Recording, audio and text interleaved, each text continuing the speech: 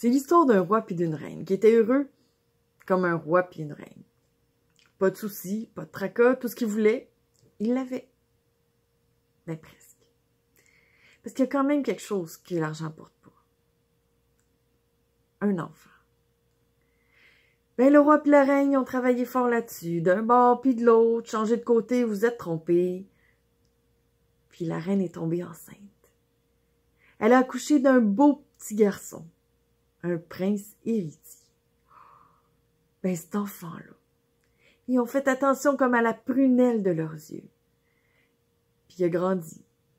Pas de soucis, pas de tracas, tout ce qu'il voulait, il l'avait.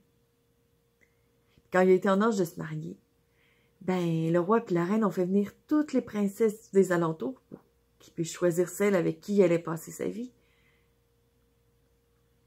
Mais ils trouvaient ça bizarre. Les princesses posaient toutes les mêmes questions. Il y avait toutes les mêmes réponses. Je me dis, bon, c'est pas vrai, là. Je vais pas m'ennuyer comme ça toute la vie. Non, je vais partir puis je vais trouver ma princesse. Alors il a galopé d'un village à l'autre, d'un royaume à l'autre, puis un coup, il l'a vue. Elle était belle. Elle avait ses beaux grands yeux brillants, son sourire étincelant. C'est elle que je vais marier. Alors il s'est approché, puis la fille, elle, ben, c'était une fille de paysan. Alors elle était en train de travailler dans son jardin parce que ben, elle avait besoin d'un jardin pour avoir des légumes, pour pouvoir manger pendant l'hiver. Elle n'avait pas de temps à perdre. Le prince s'est mis à côté, puis il s'est mis à lui dire comment il la trouvait belle, puis à lui dire de la poésie, un vers après l'autre. Mais elle, les seuls vers qu'elle connaissait, c'était les vers de terre. Elle n'avait pas le temps, elle continuait à travailler. Mais tout d'un coup, le prince lui a dit, « Madame, voulez-vous être ma femme? » Là, elle a pris le temps de relever la tête. Elle a regardé. Il était bien habillé, il avait l'air gentil. Pourquoi pas? Alors c'est comme ça que le prince et la nouvelle princesse sont retournés au village. Ils faisaient connaissance, ils étaient tout heureux de se rencontrer. Mais au plus haut, de la plus haute tour, la reine était là.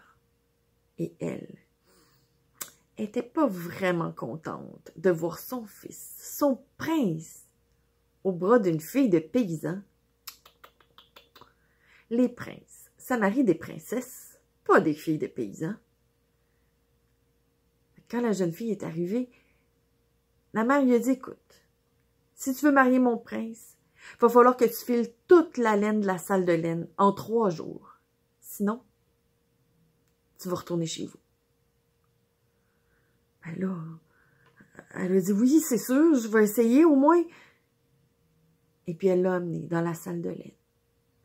Une salle aussi grande qu'un gymnase, remplie de laine de mouton, là, toute prête à faire du fil, mais elle savait pas, elle, comment faire le fil. Elle l'a pris, puis elle l'a mis sur la grande roue, puis il n'y a rien qui se passait.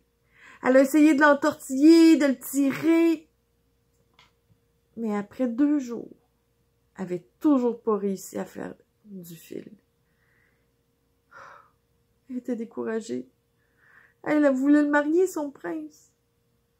Elle s'est assise, la tête entre les mains, puis elle a dit, « Oh, c'est pas vrai, c'est pas vrai. » Puis là, elle s'est souvenue. Elle s'est souvenue de 3 de ses vieilles tantes, qui étaient un petit peu fées, un petit peu sorcières. Puis en pensant à elle, mais les 3 femmes sont apparues dans la salle de laine. Ils ont donné une petite main sur l'épaule, puis ils ont dit, « Fais-toi-en pas, on va tout t'arranger ça. » Et ils se sont mis à filer, à tirer la laine pour faire un beau fil tout égal. Puis quand le prince est revenu, ben, il a vu sur le mur des beaux écheveaux, toutes prêtes à tricoter ou à faire du tissu. Mais il a aussi vu les 3 vieilles femmes, toutes plus laides les unes que les autres. Il s'approche de la première puis dit, « Excusez, madame. Qu'est-ce que vous avez fait pour être laide comme ça? Mais monsieur, c'est à force de filer la laine. À force de toujours tirer pour que le fil soit bien égal, ben les doigts m'ont croché. Puis à force de regarder dans le trou pour être sûr que le fil soit bien rentré, les deux yeux me sont tombés dans le même trou. Puis je louche, mais c'est ça, filer la laine, c'est ça. Ah oui. Là, le prince, il regarde la deuxième, puis dit, « Puis vous, madame, qu'est-ce que vous avez fait pour être laide comme ça? »